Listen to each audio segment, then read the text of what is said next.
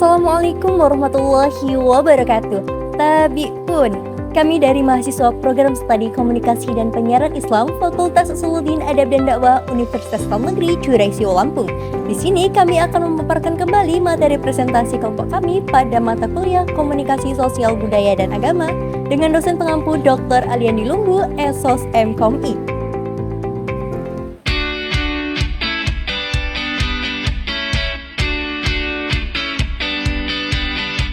Dalam kehidupan bermasyarakat, komunikasi memegang peran penting sebagai sarana penghubung antar individu maupun kelompok. Melalui proses komunikasi, manusia dapat saling berbagi ide, mengungkapkan perasaan, serta menjalin interaksi sosial yang harmonis. Dalam kajian sosiologi dan budaya, komunikasi tidak sekedar dianggap sebagai proses penyampaian pesan, melainkan juga sebagai representasi dari nilai-nilai, norma, serta pola kehidupan suatu masyarakat.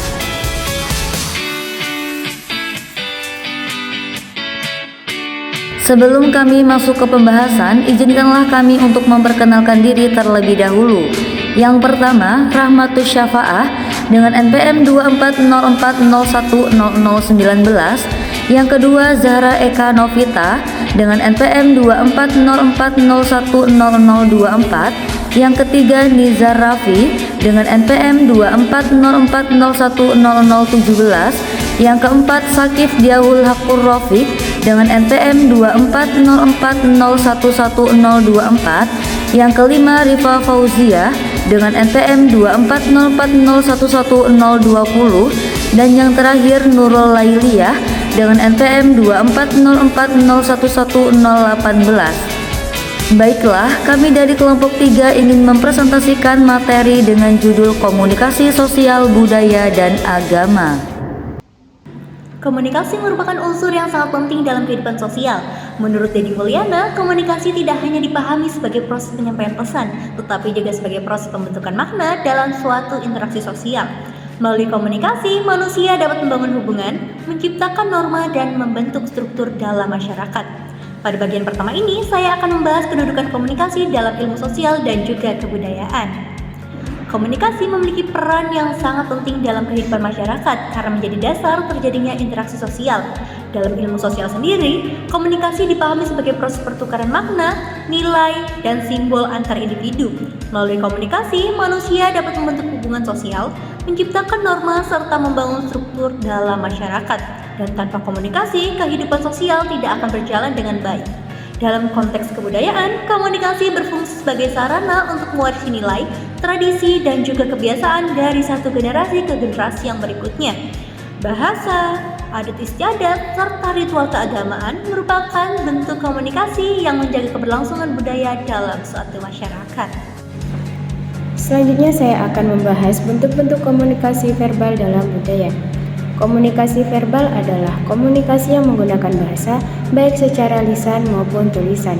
Bahasa tidak hanya berfungsi sebagai alat komunikasi, tetapi juga mencerminkan cara berpikir dan nilai budaya suatu masyarakat. Setiap budaya memiliki ciri khas dan dalam menggunakan bahasa. Misalnya, dalam budaya Jawa terdapat tingkatan bahasa seperti Jawa Mungko, Matya, dan Krama yang menunjukkan kesopanan dan status sosial. Sementara itu, dalam budaya Batak, gaya bicara yang tegas dianggap sebagai bentuk keterbukaan dan kejujuran. Dalam konteks agama, komunikasi verbal dapat ditemukan dalam kegiatan ceramah, khutbah, doa, dan pembukaan kitab suci. Komunikasi ini berperan penting dalam menyampaikan ajaran, nilai moral, serta menyampaikan hubungan sosial antar umat beragama. Nah, di sini saya akan melanjutkan terkait dengan pembahasan yaitu bentuk-bentuk komunikasi nonverbal dalam budaya. Pada bagian ini, saya akan menjelaskan bentuk-bentuk komunikasi nonverbal dalam budaya.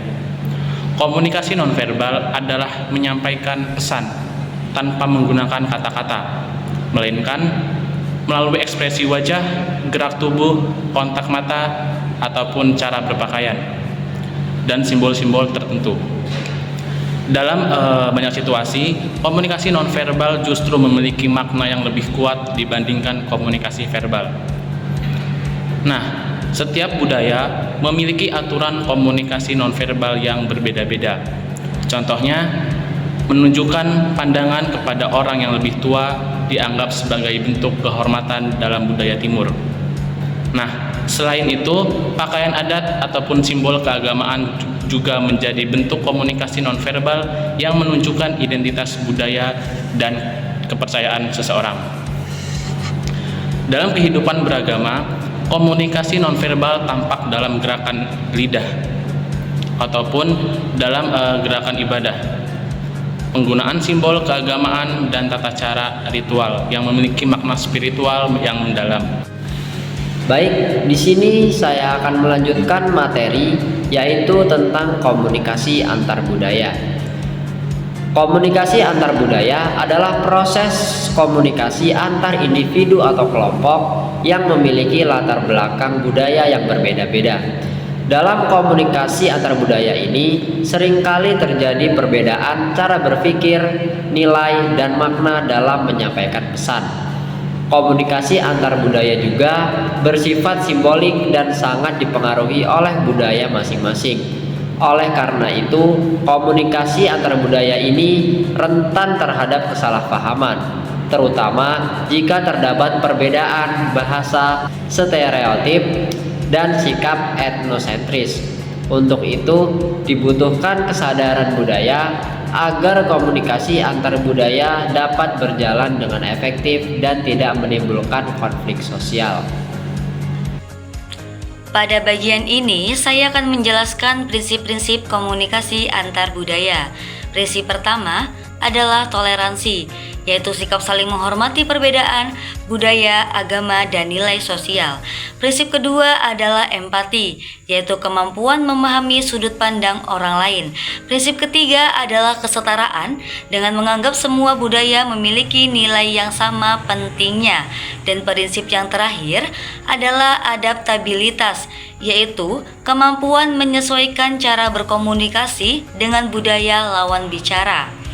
Penerapan prinsip-prinsip itu sangat penting untuk menciptakan komunikasi yang harmonis dalam masyarakat yang majemuk. Sebagai penutup, dapat disimpulkan bahwa komunikasi memiliki peran yang sangat penting dalam kehidupan sosial, budaya, dan agama. Komunikasi menjadi sarana utama dalam membangun hubungan sosial, menyampaikan nilai, serta menjaga keberagaman budaya. Komunikasi verbal dan nonverbal saling melengkapi dalam proses interaksi sosial. Sementara itu, komunikasi antar budaya menuntut sikap saling menghormati, empati, dan toleransi agar tercipta kehidupan masyarakat yang damai dan harmonis. Dengan memahami komunikasi secara baik, diharapkan kita mampu hidup berdampingan dalam keberagaman dan memperkuat persatuan dalam kehidupan bermasyarakat. Terima kasih atas perhatiannya. Wassalamualaikum warahmatullahi wabarakatuh.